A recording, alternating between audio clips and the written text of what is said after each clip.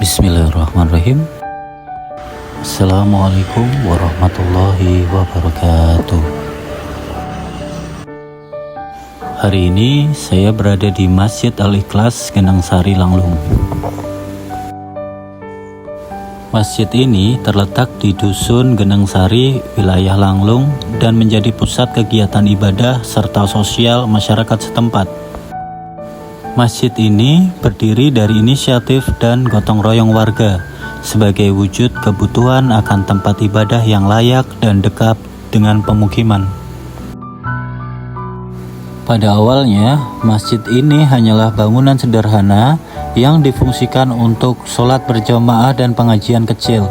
Seiring bertambahnya jumlah jamaah dan meningkatnya aktivitas keagamaan, masjid ini kemudian mengalami renovasi dan perluasan secara bertahap.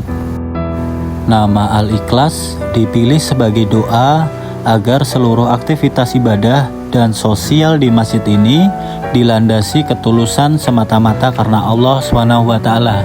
Masjid ini tidak hanya berfungsi sebagai tempat ibadah, tetapi juga sebagai perekat silaturahmi dan kebersamaan masyarakat Genang Sari.